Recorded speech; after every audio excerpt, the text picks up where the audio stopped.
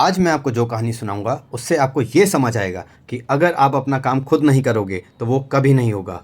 मेरा नाम है राहुल और आज है मेरा डे 6 365 डेज फिटनेस चैलेंज का।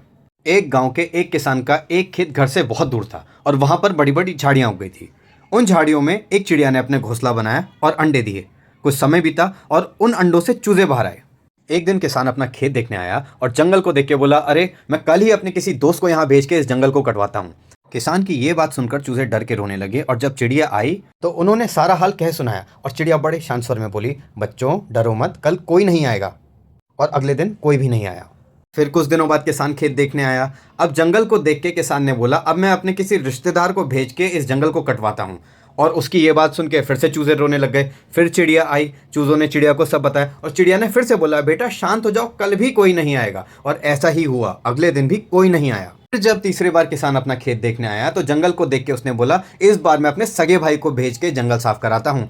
फिर चूजे रोने लगे और चिड़िया को सब बताया और चिड़िया ने फिर से बोला, बेटा कल भी कोई नहीं आएगा, चिंता मत करो। और ऐसा ही हुआ, अगले दिन भी कोई नहीं आया। अब चौथी बार जब किसान अपना खेत देखने आया तो उसने चिढ़ के बोला, अब कल सुबह मैं खुद आऊँगा और इस जंगल को काटूंगा।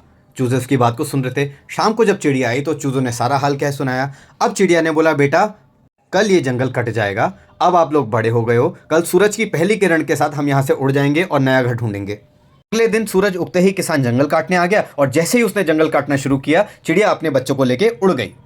और इस कहानी से हमको ये सीखने को मिलता है कि जब तक हम अपना काम खुद नहीं करेंगे वो कभी भी नहीं होगा।